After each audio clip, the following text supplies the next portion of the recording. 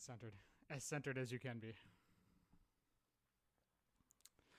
All right. So this is session number 8. Yep, session 8.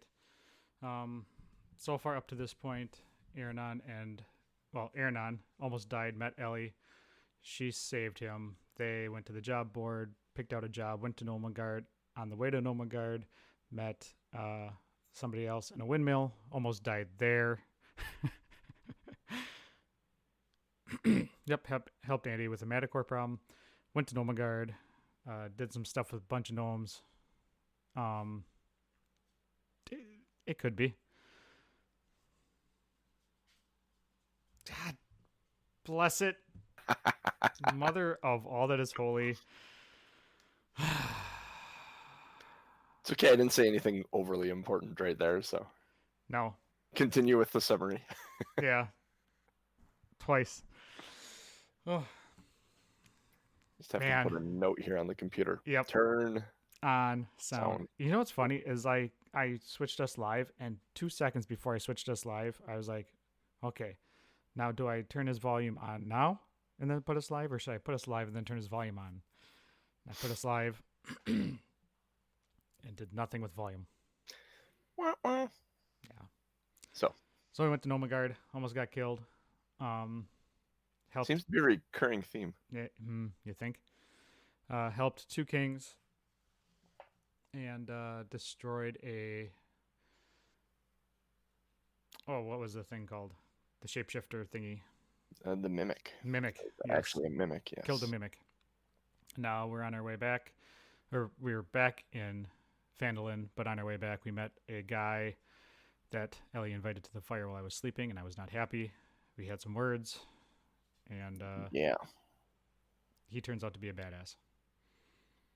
Does that sum it up properly in about like 60 seconds or less? Yeah, for those of you that are in the know of D&D, or more specifically Forgotten Realms, he was a member of the Harpers. Your mom's a member of the Harpers. My mom actually probably would be a member of the Harpers. I could totally see that, her being some just the little old sweet lady that is just a part of some secret organization doing good in the world. That sounds about right. I just thought it sounded funny. Oh no, that's good. Your mom goes to college. Wait, dude, your mom goes to college. So, you guys are on the Tribor Trail currently, headed towards the ButterSkull Ranch, which is on the other side of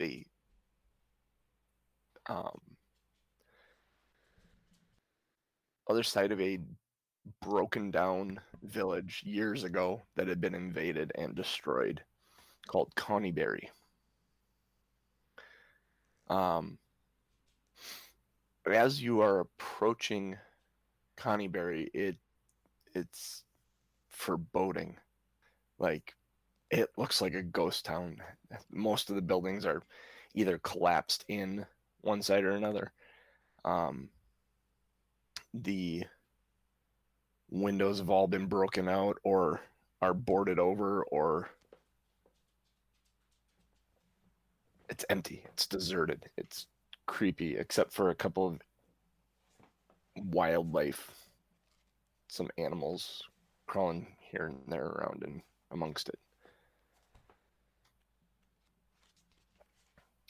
And this is a...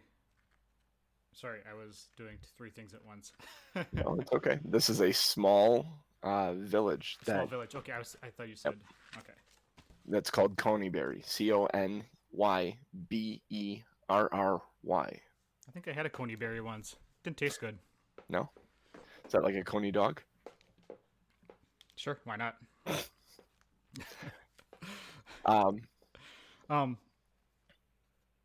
So, do you have a map for this at all, or are we not sticking around here? Well, this is the no. There isn't a map for Conyberry itself. Okay. It's a small village, maybe 10 to 15 buildings. And there's nothing around. Do I notice anything? Is there anything sticking out? Like, does it look like there have been people here recently? Make a perception check. Or actually, no, you're looking for signs of people making investigation survival check. One or the other. 19. 19. Um, Looking around, you don't see anything of that you would think would immediately be of value. There are a couple of skeletons that you notice, um, but they are in advanced states of decay. Like you can tell they skin's kind of there, but it's like very, very dried out and stretched taut across the bone, and Like mummified. yeah, and the cloth on them is like worn away, and bits and pieces of it like pulled away, like animals took it off from nests or something. It seems, you being in the line of work you've been in your life, seems this place has been picked over already several times. And it's incredibly old. Like this was done A long. decades ago. Yeah. Okay. Yeah. What do you think, Ellie? Should we go around or should we go through it? I'm kind of thinking we kind of probably should kind of go around the outside of this town. Although I kind of want to see what's in here. You know what? I take that back. I'm not giving you the decision. Let's kind of start walking through and see what's up. Decisive today, huh? Yeah, somebody's got to be. Are you gonna lead then, Yep. Mr. Decisive? All right. No, I'm pushing her first. No, yeah, I'm going. No, you go first. You are my meat shield. No.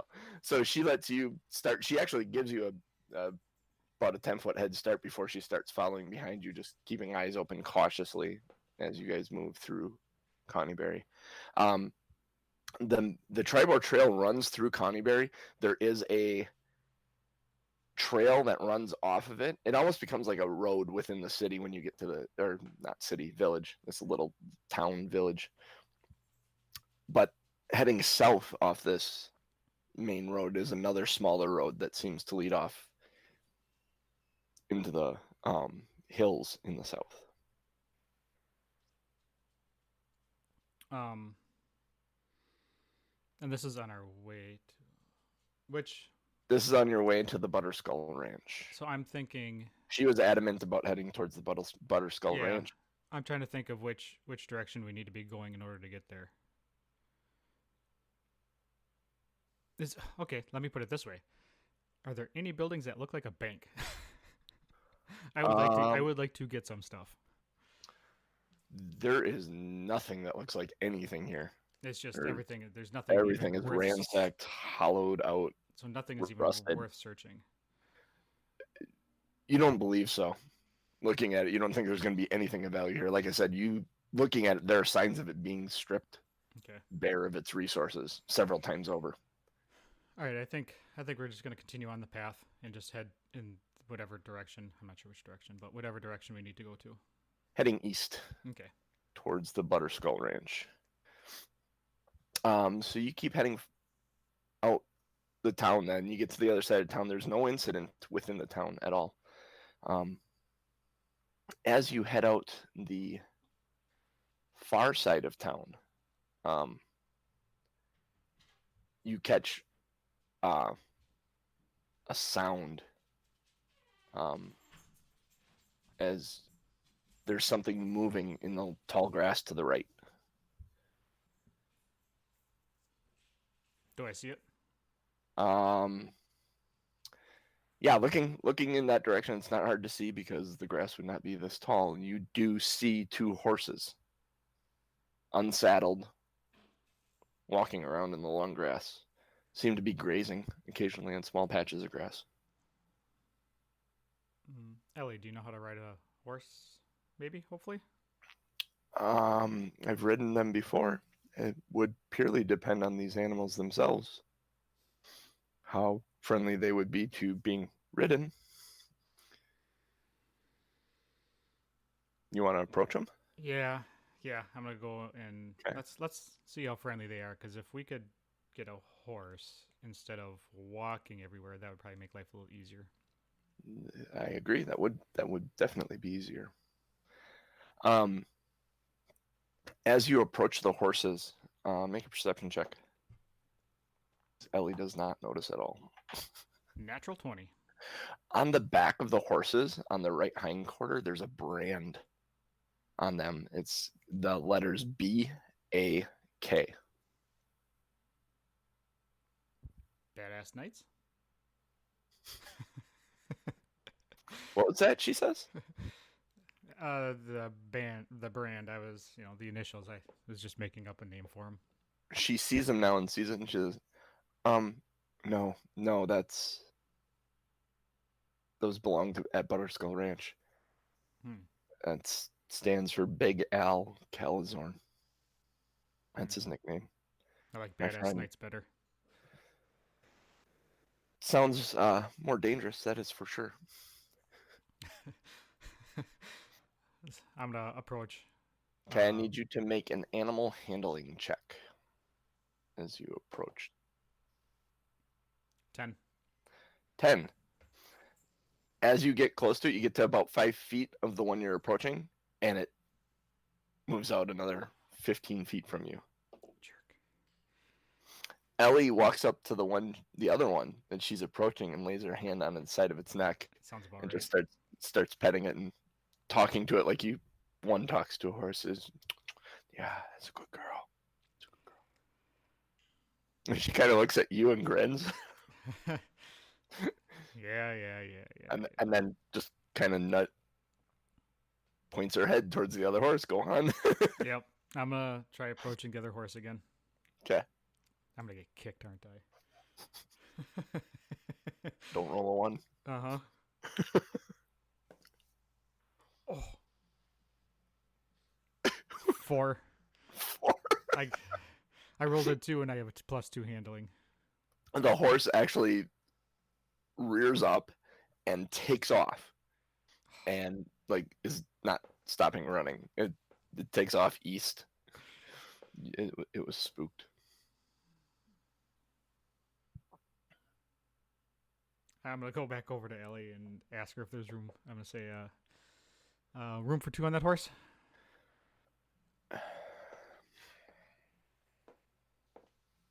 If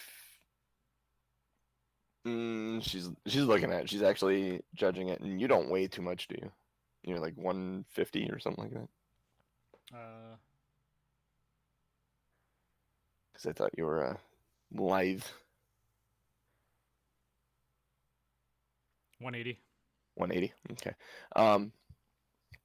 She looks at it and says, he may. It may be difficult for him. Maybe should we take turns? I mean, I'll just rest the legs more than anything. Yeah. I mean, if as long as we have one, Yeah. I think that's a benefit over none. So I mean, give me your pack, she says. All right. So no, trust me, I'm not taking anything. You just don't but... have to carry it. We have a horse now. Yes. So she takes your pack as you hand it to her, and she takes a rope and basically ties the shoulder straps of both the packs together, basically making a almost saddlebag like thing, and drapes it over the horse, and then gets up there with the horse. See, there, now you don't need to carry this. You have your weapons, you're good. We'll take some load off. Yeah, that feels much better. As you head back to the trail, the horse seems to naturally want to head east. Like it knows home and turns that direction onto the trail.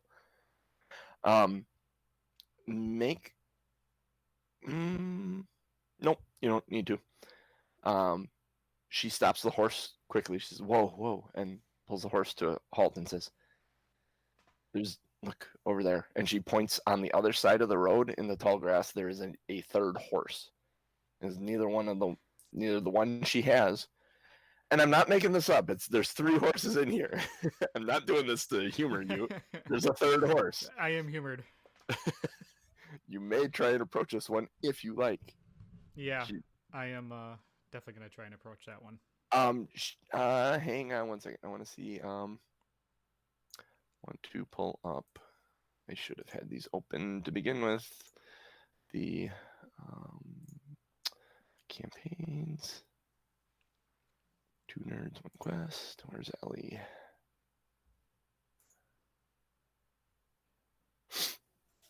And where's her inventory? Equipment.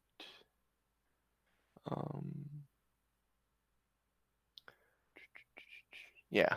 She starts digging in her bag and actually pulls out and says, "Here, take this." And she hands you an apple. So that may help you. Don't force it on the horse, but Well, clearly my charm isn't good enough, so I'll take any help I can get. so you approach the horse. Make your animal handling check. Come on, don't get kicked. Come on, don't get kicked. Whew, that's better. 13. 13. This time, this horse actually turns and looks at you, and it doesn't approach you, but you can see it like smelling, like sniffing, like it smells the apple, maybe. It's my apple lotion from Bath and Body Works. I knew I forgot something. This would have helped on the quest. Cauldron and Wizard Works. Yes. Something like that. I'm slowly going to hold the apple out and approach the horse. Okay. As you approach the horse leans its head towards you and reaches out for the apple, basically. Mm-hmm. I'm gonna try to pet it. Yep. Slowly. You gently, as you pet it and kind of talk to it, it eats the apple from your hand and it finishes the apple and then, like, literally starts nuzzling you, trying to find more. Like, it likes you. You gave it an apple. All right. I am going to.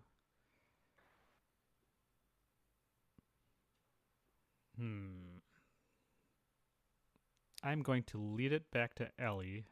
Okay. So that it trusts me. Okay. Because that seems like something that might be helpful. Okay.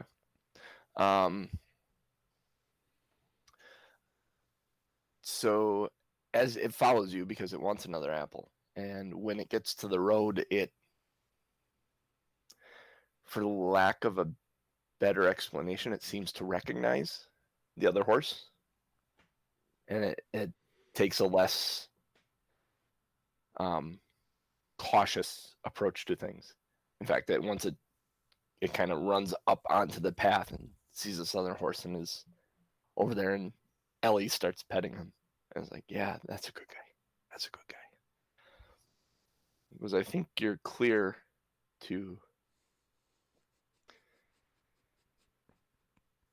That's apparently an inside joke that I don't know. I don't know it either, but it sounds funny. Lazy Dragon just says he's naming the horse Gurgi? Gurgi? Gurgi. Gurgi? Gurgi, I would assume. So. Sure, why not? I dubbed the Gurgi in the name of the Lazy Dragon. She says, I think you can get on him now. He seems to have relaxed some. All right, I'm going to hop up. Make an athletics check to get on him. As I fly off the other end. 13. 13, yep. You climb up there easily enough. How do I have -1 for athletics? It's a strength-based thing, I believe. Okay. Yeah. So. Oh, Black Cauldron. Yeah, okay. No, I remember that now. Oh, yes. So you proceed on down the road. It's actually kind of nice being on horseback. You haven't been on horseback for a long while, and it's taking a load off your legs. As you're approaching, Ellie says the ranch should be on the other side of this hill. You hear a hollow steel bell sound. Not a massive like church bell, but like a lack of a better term, a cowbell. We need more Ding, cowbell. ding, ding, ding, ding, ding, ding. Make a perception check as you hear this.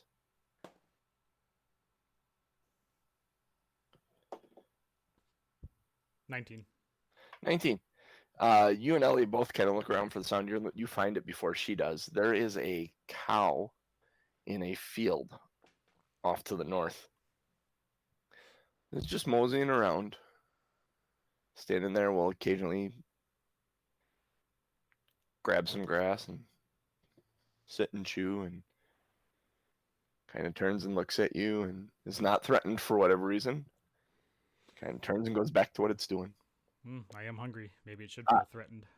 you notice on the back hind quarter of this with the 19, you notice that the same brand is on the haunch of this cow.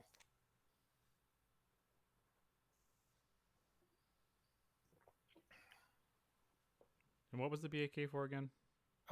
Big Al Calazorn. Ellie knew that. Ellie, who's Big Al? And why is his shit everywhere? His name is Alphonse. Alphonse Calazorn. He's the former sheriff in Fandolin. He retired and decided to come out here and start this ranch. He helped me when I was young.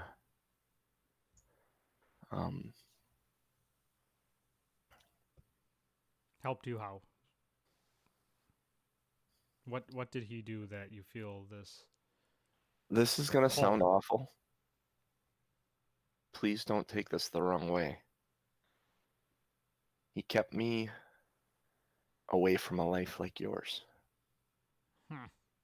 You mean fun and prosperous? Thievery and dishonesty. Fun and prosperous.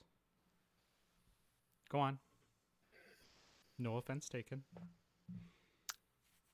I was young and homeless.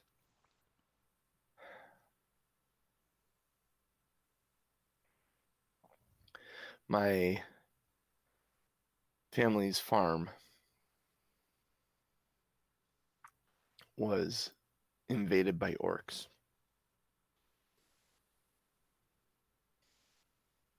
My father told me to go to the tornado shelter and hide.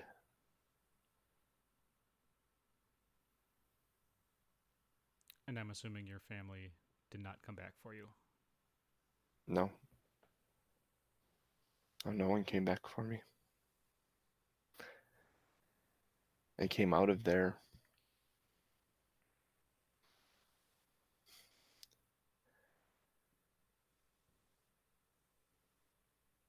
my father was dead. His head had been removed from his body, and he was bleeding out in the field. Never found any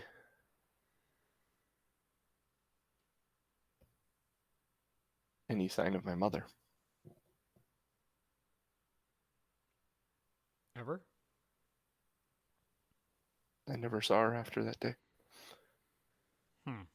Body or otherwise. She reaches up and kind of dabs at her eye, being a very emotional moment for her. So I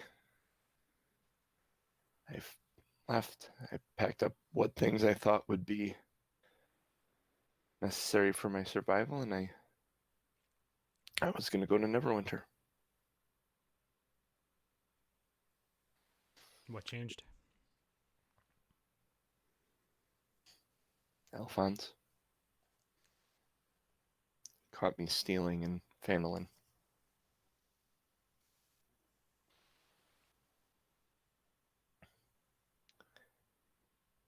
told me there was a better way to live my life.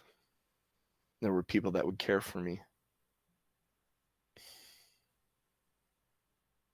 And he did for the first week. Almost seemed like he was judging my character, figuring out what he thought may be best for me. He ended up taking me into Neverwinter and bringing me to a temple of Lathander, where the priests and clerics took me in. I learned the ways of Lathander and I helped care for the temple, and care for the homeless and the helpless within the city of Neverwinter. So why are you out here now? Why aren't you still back in Neverwinter? What happened to Alphonse?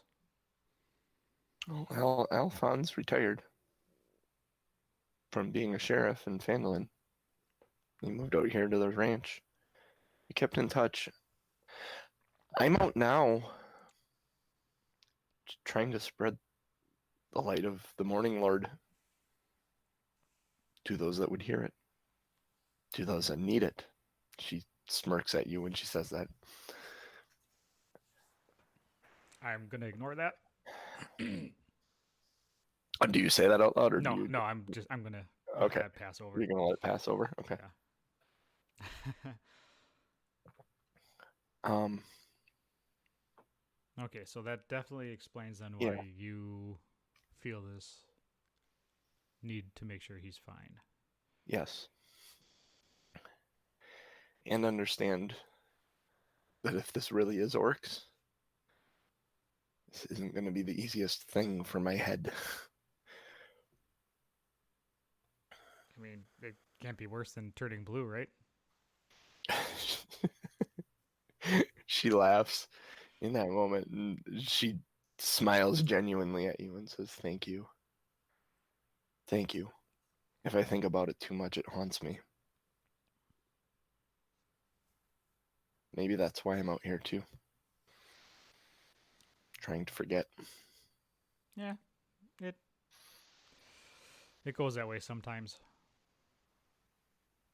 It sounds like what you're doing is helping. No, I know there's at least one soul that's alive because of me. Hold on one second. Yep. So Ellie is clearly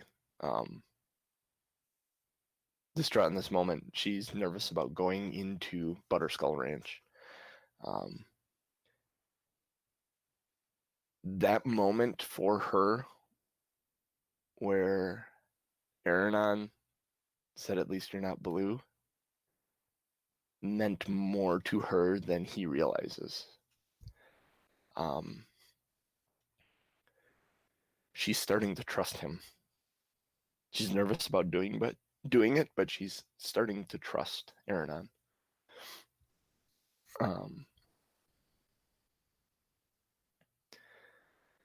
Yeah.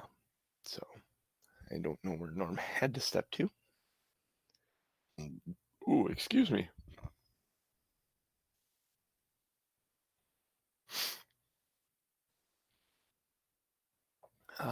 Let's see. What can I talk about?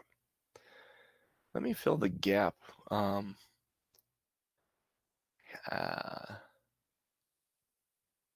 have a homebrew game I'm running that the Lazy Dragon is actually part of. That's been on pause because I didn't want to try and get 7 people together online, because I've struggled with online games in the past. So I'm looking forward to getting back to that game. We left at a pretty precarious place. Basically the party, and this will sound wild to any of you that haven't, if there's anyone else out there besides Lazy Dragon. If not, Lazy Dragon, we'll reminisce a bit here.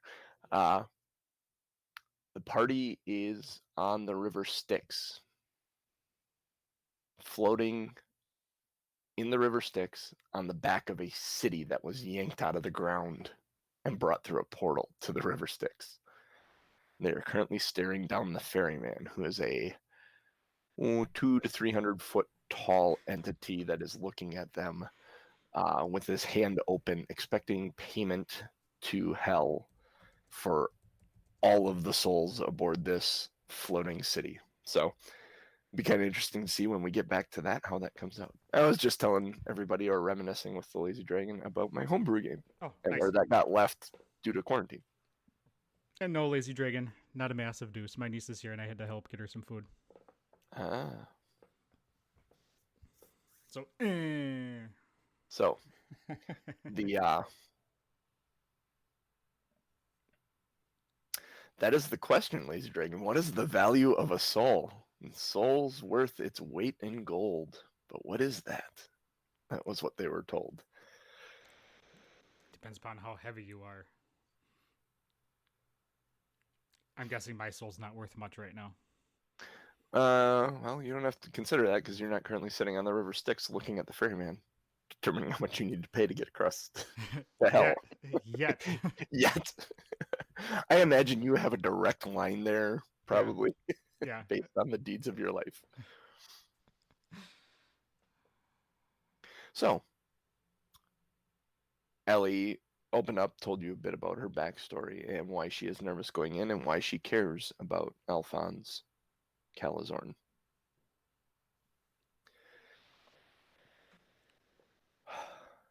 All right. So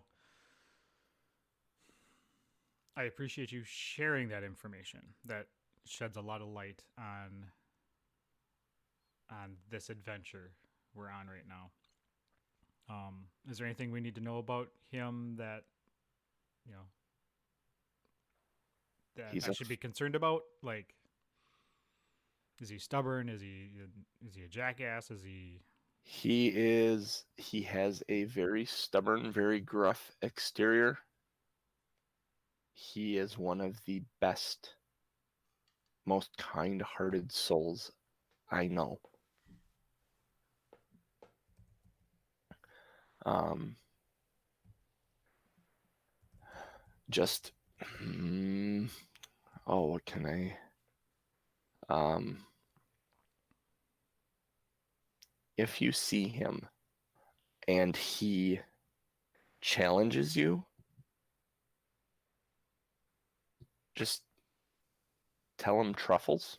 Just say truffles. I hope that works. That should work. Just tell him truffles. Is that a It's pet name? no, it's a word we used to use. It was a way for me to tell him I was okay, that the situation was okay. He worried about me like a father, and yeah. So Okay, that's. I mean, safe word. Nudge, nudge, wink, wink. Safe words are good.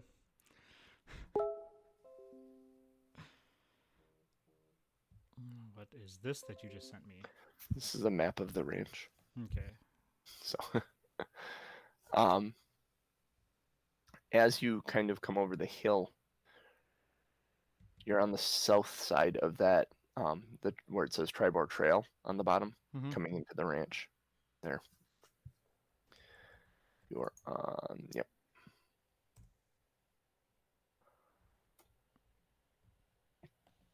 To your left is a cornfield that seems to be in some sort of mid-season. Actually, no, it's late in the season. We've identified that it's in the fall, so it's late season. Some of the corn seems to have been on the cob or on the plant too long. You ever go to a corn maze and see the dead corn hanging out on there? There's some of that going on. It's not completely dried yet. We aren't to that point of the season, but some of the leaves on the corn are starting to dry out.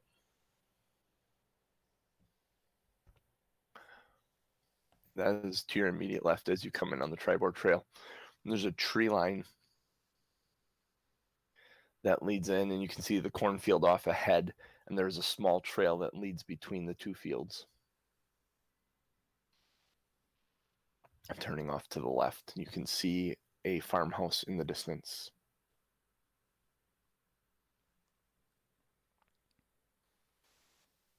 So which way did we end up coming? We came in from the west on this one. From the south on From the the south. Tribord Trail. Trevor. Oh, it's blurry on the screen I'm looking at. I Oh, made okay. it bigger so I can't read. I can't read the words. Yeah. No, it's coming in on the Tribord Trail from the south. Okay. There's a cornfield to your left, Yep. and then it's I also see the other cornfield. That texture is a cornfield. The green texture is something else that you can't see yet.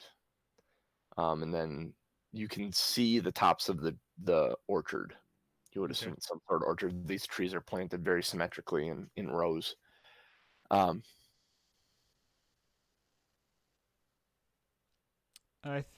think we're going to.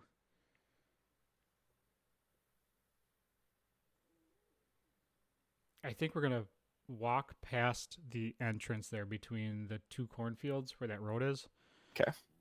And go around the outside to the right. So we're gonna, go past it and kind of circle around to the east. So two adventurers go around the outside, around the outside, around the outside. Right. So you're going out to the east side of the farm and around those trees. Approach from the opposite side. Yep. I want to, because if I don't want to walk right up the middle, and I'm explaining this to Ellie. I don't want to walk right up the middle and be ambushed. I'd rather see what's coming and maybe get a better glimpse of what's around the property. That makes a good deal of sense. As you come around the east side and the farmhouse comes into view, it's a 2-story building. It's got a shingled roof with a stone chimney. All the shutters are open. You can hear some banging and there's something moving around inside, making actually a lot of noise. Seems to have no concern for. Does it sound like a headboard or a cupboard? It sounds like something. Something's getting banged. Something is throwing pots and pans and stuff around inside. Okay. It sounds like the place is being looted. Gotcha. All right, so we're going to. I'm gonna tell Ellie we need to sneak up to the window and take a quick look inside to see what's going on here. So which window are you looking in? Look at the ground level of the farmhouse, the middle map. What window would you like to look in?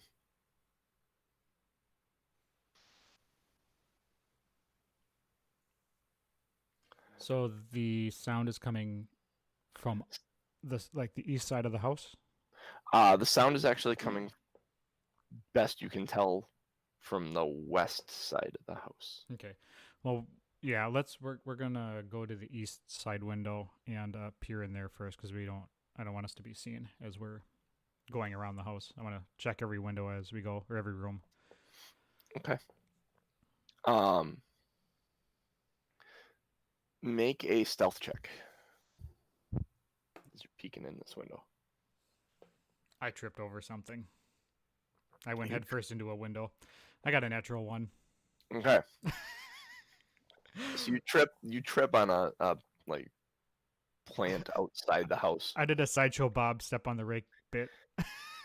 You hit your head on the wall. Take a point of bludgeoning damage. Because of course I do. As you hit your head on the wall. Ellie hides quickly out of view of that window. And the sound stops suddenly inside.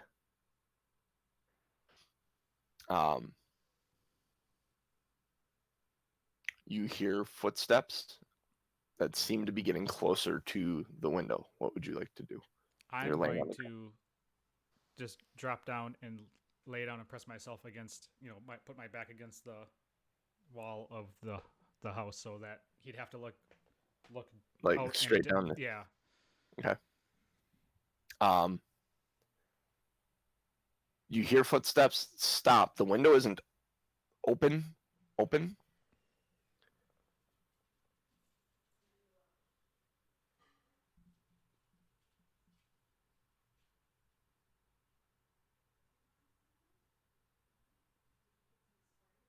And then you hear footsteps as it leads back away from the window.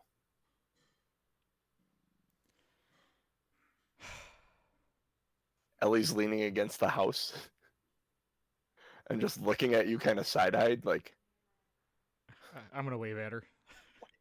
what was that? Sorry, my bad. All right, I'm gonna slowly get up and kind of peek an eye into the window and see what I can see. You slowly get up. The noises have resumed. As you look in, you're looking into it's a dining room. There are 2 wooden trestle tables that have benches for seating, and on the far wall you see there's like cattle, like a big cattle skull, and some like rawhide decoration style on the walls. The door leading out of that room is open and kind of swinging, and you see movement on the other side. You can't really make out what it is. Excuse me. But you do see movement over there. So the window, like I could actually, like it's open enough to where I could open the window and climb in. No, it's not open. It is sealed. Okay. You may be able to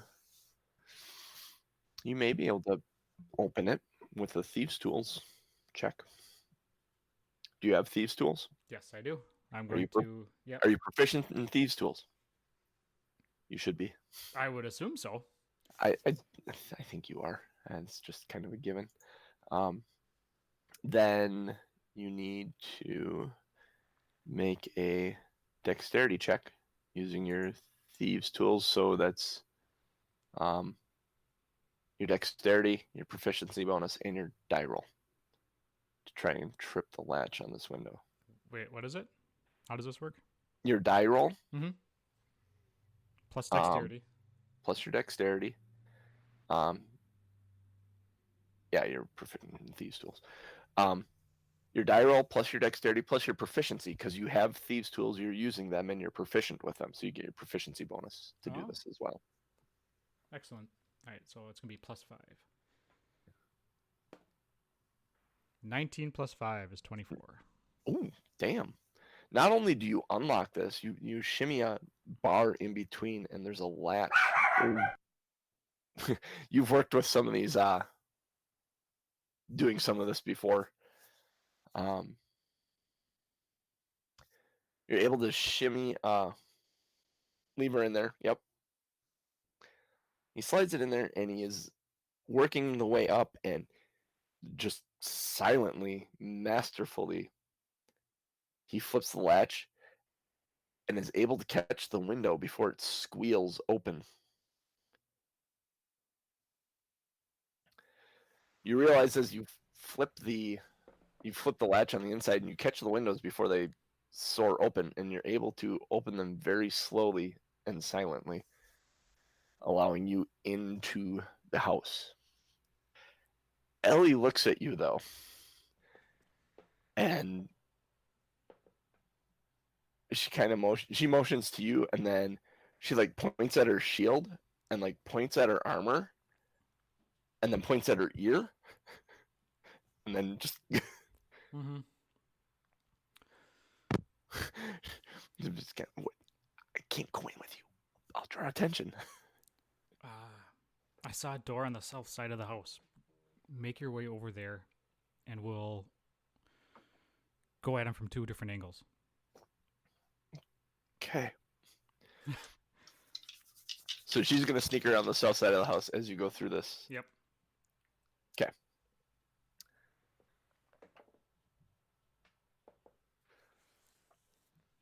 So she comes around the south side. Oh, please tell me she trips. Hang on 1 second. Looking at this. Yes. She heads around the south side of the house as you start walking your way through this dining hall. Are you walking towards that open door? First of all, is there anything in there that... Do I notice anything? Any traps, tricks? Make a perception check. Or no, an investigation check. You're looking for traps. You think there may be traps here. You're looking for them. Natural 1. Net one. Wait. There are no traps. This is not trapped whatsoever. Nothing to see here. Move along. Exactly. You don't think this is trapped at all, so you move through it like it is not trapped at all. All right.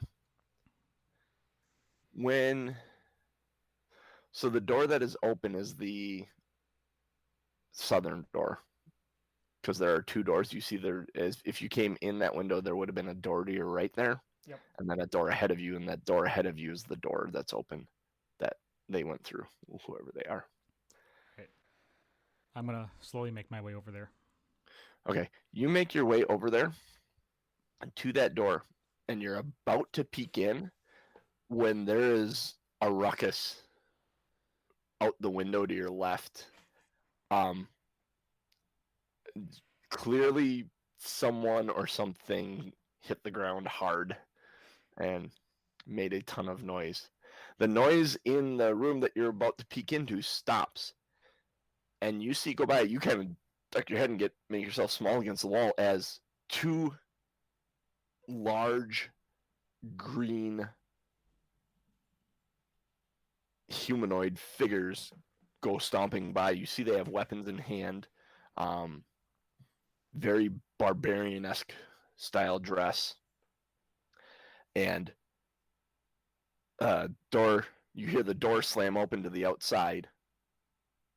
That door in the room that you're up against, that next door that goes out onto that porch, that slams open, and you hear one of them go, "What? Ah!" and starts to move down the stairs. I need you to roll initiative. I am not first. 3. Oh, Ellie may be first. What's her initiative? That would be a good thing because she could stand up. Ooh. Did you roll a natural 1? Oh, what's their initiative? Oh, shiznit. They go first.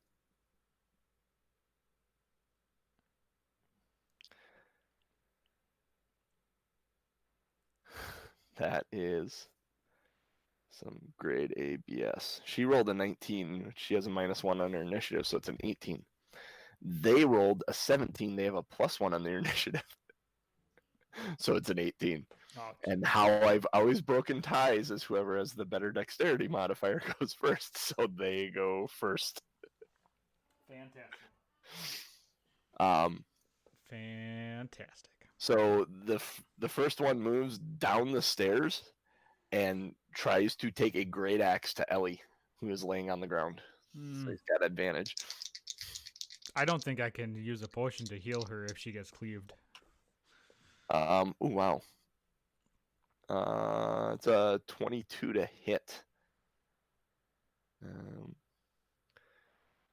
That is that's a big one too. 6 points of slashing damage to Ellie.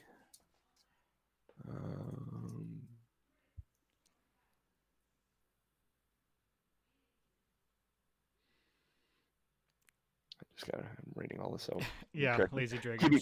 She may die, and I may be carrying her foot carrying her foot with me as a trophy, I guess.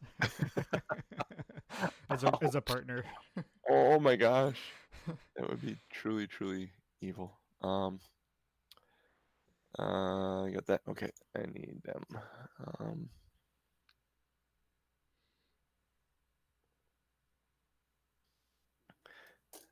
The next one will he pulls out from his back as he's coming out the door. He pulls this javelin off his back and he's gonna throw it at her on the ground. This is a 21 to hit. Damn, they're rolling well. Ouch. Yeah, genius. I'll be sure to loot the body. 6 points of piercing damage to Ellie. Oh, she's going down quick. How many hit points does she have to begin with? 24. All Because right. I made her an actual character instead of a sidekick because Because I need it. yes, having her have sidekick stats was with only 2 of you. It was a bit rough. So, Mm-hmm. all right, it's her turn. So she is looking up at an orc who just stabbed her, and she just took a javelin.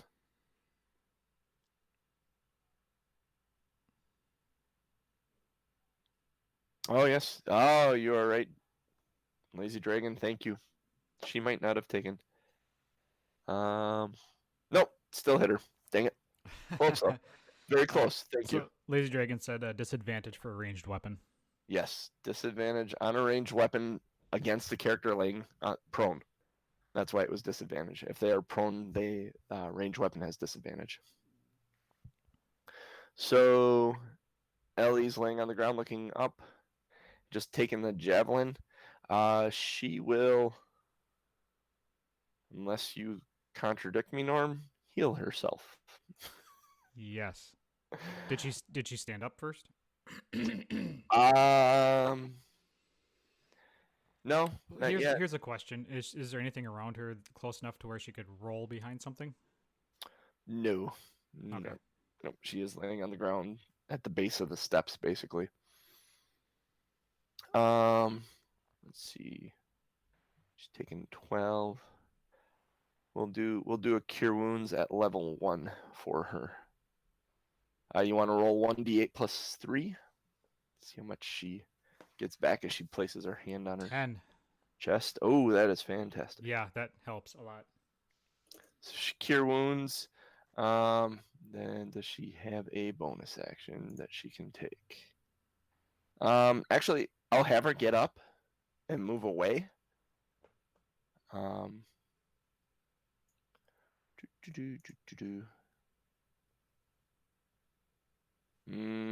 she can't spiritual weapon, can she? She cast.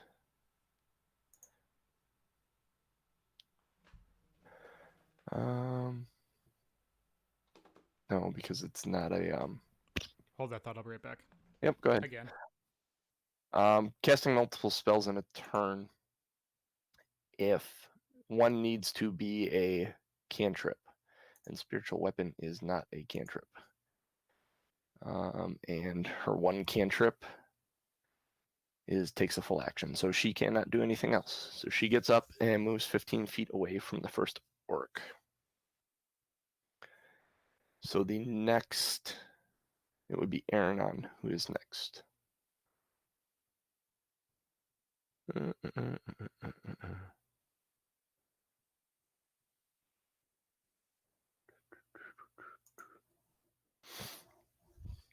Here's an interesting question, everybody. What would Ellie's spiritual weapon look like?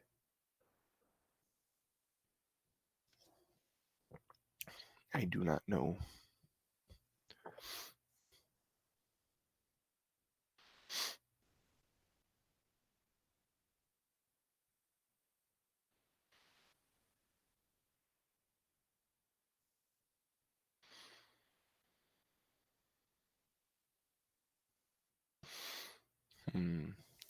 Possibly a mace? Maybe like a big sun? A mace with a big sun on it? Or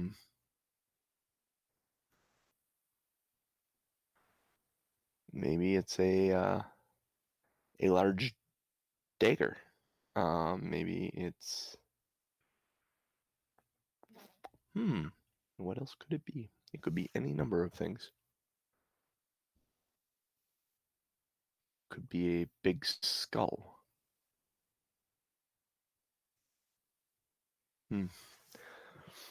Skull wouldn't make sense. She's a cleric. I'm leaning towards. Oh gosh, what is that? I know Norm's got treats apparently.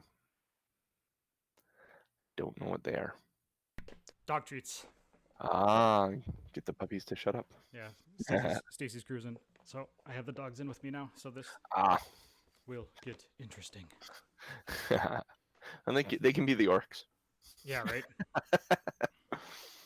I was just throwing out ideas for what Ellie's. Oh, I like that lazy dragon. What Ellie's spiritual weapon might be. I was going to try and have her cast that, but she can't because she already cast the Cure Wounds. But it is a bonus action that she can use. So, Aronan, it is your turn.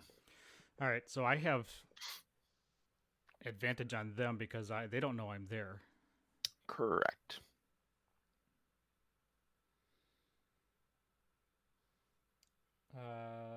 So I am going to.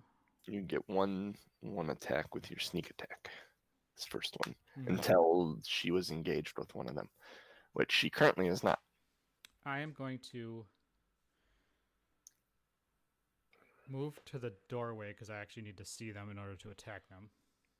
Oh, I forgot. Oh, you missed. Okay.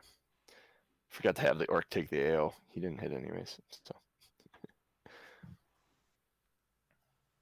And so they're literally right outside the door, right? There is one literally directly outside the door. Like he's standing there. He just threw a javelin. And then there's one that's down the steps on the landing there. All right, I'm going to do my rapier, and I'm going to attempt to shove it in the back of his neck. Like, all right. I'm going for a kill strike, right?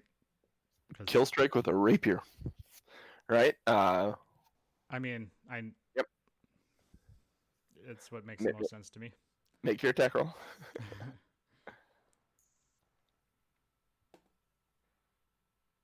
Jesus Christ.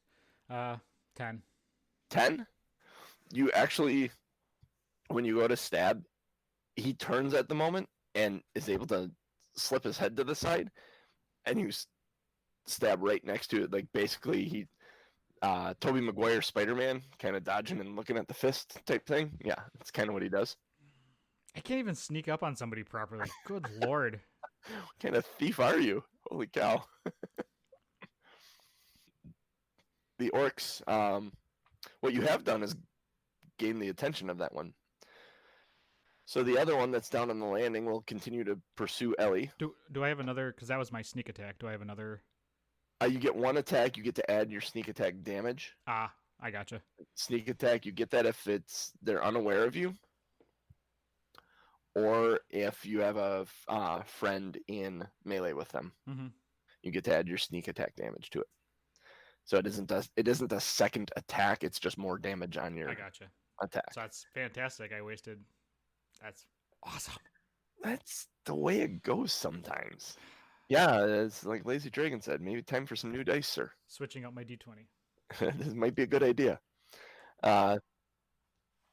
So the orc comes downstairs, or not downstairs, moves into range with Ellie again and swings his great axe, and she's able to duck out of the way of it, and it kind of deflects off of the farmhouse. The other one turns to you, pulling a great axe out of its backpack, and swings at you. And because you're in the doorway, it misjudges it and actually plants the axe in the door frame. So now this great axe is in the door frame, kind of stuck in the door frame, and he looks like he's trying to pull at it. And it's Ellie's go. Ellie, I imagine, would swing with her staff. How's this sound? Swing with her staff and cast Spiritual Weapon. And Spiritual Weapon does what? Spiritual Weapon is one bonus action. You create a floating spectral weapon within range that lasts for the duration or until you can cast this spell again. When you cast the spell, you make a melee spell attack against a creature within 5 feet of the weapon. On a hit, the target takes force damage equal to 1d8 plus your spellcasting modifier. As a bonus action on your turn, you can move the weapon up to 20 feet and repeat the attack against a creature within 5 feet of it. The weapon can take whatever form you choose. Clerics of the deities who are associated with a particular weapon, such as Saint Cuthbert is known for his mace, or Thor for his hammer, make this spell's effect resemble that weapon. At higher levels, it does more damage. Mm-hmm. Yeah, that sounds like a good plan. Okay, so she will swing with her staff first at the one that's in front of her.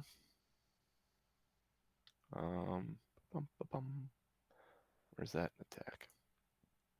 Actions. She's got her staff. She swings with her staff at the orc in front of her and connects upside the head. You want to roll 1d6 plus 2? Ooh, nice. 6 plus 2 is 8. 8. Hits that orc upside the head. Make notes as to which one's which. And then she casts Spiritual Weapon.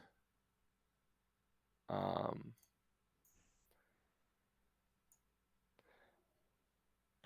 wow, that's cool. I never noticed that before. Nice. D&D Beyond is getting better and better.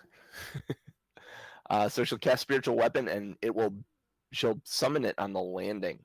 And it ends up being like this large gauntlet that has the symbol of Lathander on the fist like this. Mm-hmm. And it punches at the orc on the landing. Let's see, damage equal to 1d8 plus the spellcasting modifier. Oh, boo. So it does 5 damage to the orc that's struggling with his axe by you. That's it? Just 5. Well, she did 8 and then she did 5. I mean, that's, yeah. she's doing well. I suppose that's better than all the other fights she's been in. I mean, she didn't miss with a rapier.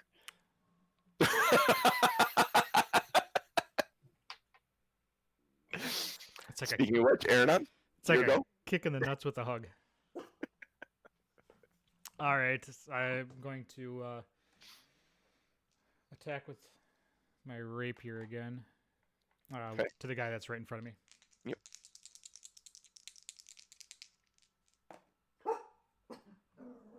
Well, that didn't help either. So that was another 5. So that's 10. 10. And then, yeah, I'm assuming I missed again. Yep, you would miss again. All right, so that moves back to them. He is the orc down by Ellie is going to swing at her. Coming back, he is actually able to connect and hits her for, oh boy, dealing with that. Oh, lucky for her. Hits for 4 slashing damage across her shoulder. The one up by you wrenches his great axe out of the wall and tries to bring it overhead down onto you for 19 to hit. I assume 19 hits you. And you take 13 slashing damage. It's a D12 for the great axe. You are still muted, just so you're aware. What are you doing to me? It's a D12 for the great axe, and it's +3. So, hey, the orc fighting Ellie rolled a 1 on his damage, so Yeah. Yeah, checks and balances. Yeah. So Ellie is go then. She will use her bonus action to attack the orc up by you with her spiritual weapon.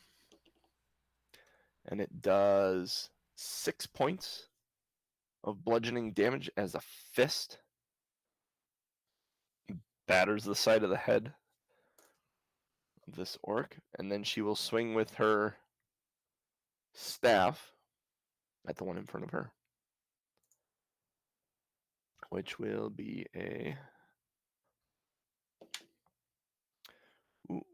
what's her bonus to that? 13. She just hits it. You want to roll the damage on that? 1d6 plus 2.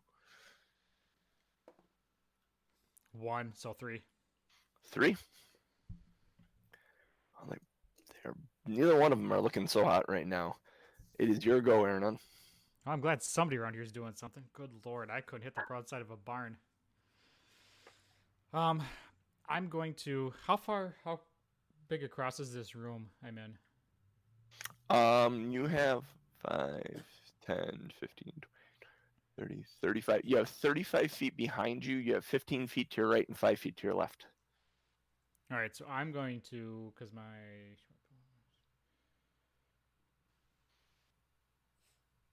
I'm gonna get out of range of this guy, and I'm gonna go back to the. I'm gonna go 30 feet back. You have bonus action disengage. Yeah, I'm gonna disengage. Okay. And go back and pull out my. Back to the back wall. Yep. Pull out your bow and shoot. Yep. Try a different weapon. Yeah. Yeah. Something's got to change, right? You would think. There we go. 24 to hit. 24 to hit absolutely hits. 6 damage. 6 points of damage. How does this guy die? How does this arrow kill him? Oh. So this so this arrow goes. Does he have a helmet or anything on, or is it just? Nope. Nope. He's got a top. He's bald. He's got a top knot kind of hanging out the back of his head. So this arrow, sons of bitches, you guys are killing me today. So this arrow flies straight at his head and gets stuck like a Steve Martin video, just boing. Right in the forehead. Right in the forehead. The tip is sticking out the back. And I was just gonna say, it kind of goes in, it pokes out the back, and it's just enough that top knot, this flap of skin that it's hanging from, just kind of sways in the wind as he falls backwards over the railing out the back. Yeah. Yep. So that's he looks like a weird Steve Martin. So the other orc notices this. And he howls and he turns towards Elli and swings.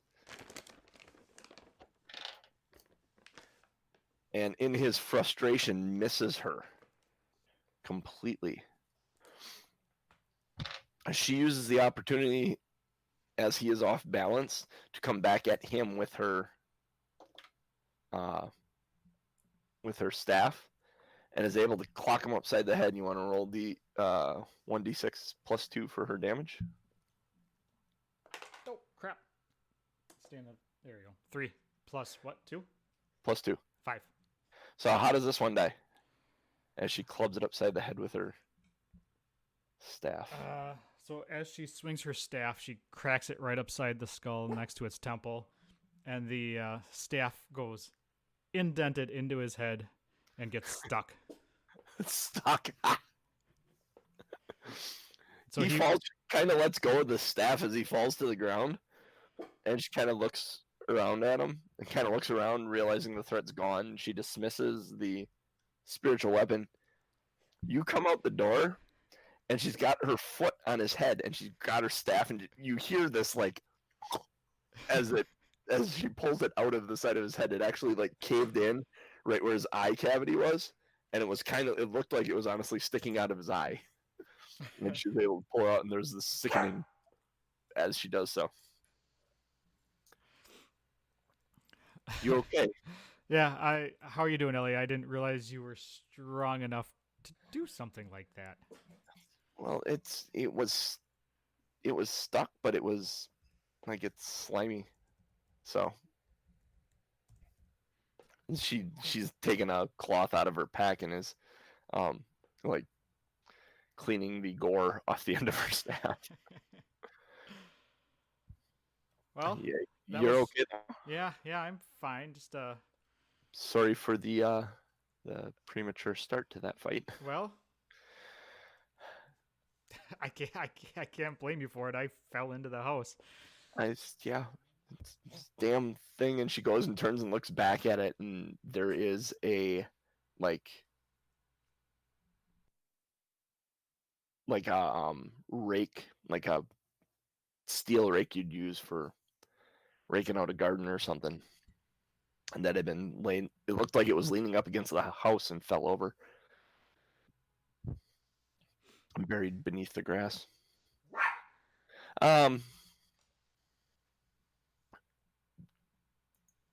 Is there anyone else inside? Is there anything else inside? She asks. Um, Actually, I think this is probably a good time to stop with the dogs being crazy, and it's about our time anyway. Yeah, that's fair. I was just going to have her yeah, okay. Yeah, we'll stop right there. We'll stop right there out on the landing with the conversation. Yeah, because I need to Is inside. I need to loot these bastards. They Loot the bodies. both have a great axe, and it's a great axe. It's great. They're great. Okay. We will call it there and continue on next week. Sounds like a plan. Nerds One Quest. He is Tom M at Tom M Norm on Tom Twitter. M. Norman. And Tom M Norman. Sorry, you're Tom M Norm on Twitch. I'm on. Yeah, I have different names on everything. Yeah, I am Wildfire1265 on Twitter. Yeah, we have Two Nerds One Quest on Twitter as well. It's Yep. just exactly the same. Number 2 Nerds, number 1 Quest. And actually, I've been kind of busy, so our podcast, I didn't look. It was accepted into the iTunes store, so everything should be going out to all the places where you can get podcasts now. So you don't actually. We enjoy having people show up live, but if you can't make it for a day, you don't have to make time to watch the video. You can just download the podcast and listen. Oh, this is gonna make me such a better DM to have a recording of myself and hear myself. Yep. I'm gonna go back and listen to these now. Yep. And see you next week, Lazy Dragon. All the Lazy Dragon. All the episodes are up except episode 1, just because that one was such a shit show and the audio was jacked. And honestly, it was a basic tutorial in D&D, and maybe we'll go back one day and just do another tutorial, just to kind of make up for that. Yep. But all the episodes are going to be there. Also, I set up a Patreon, which, if anybody is familiar with Patreon, is kind of a way to support creators and stuff. That's going to be going live this week. Hopefully, I'll show it to you first, John, because I have a couple things in there that would associate with this show. It's a general Patreon for my work, for my book, and for stuff, but it also associates with the podcast. Mm-hmm. So that'll be a great way to support us and bandwidth and maybe some new equipment and stuff in the future if we can do that. Website is, well, it's actually a page on my personal website, so that's almost up. That's pretty much done. Lots of stuff going on. Lots of new things coming about. So look for that. Usually I'll put that stuff out on Twitter. So Two Nerds One Quest. It's fun. See you guys next week. Later.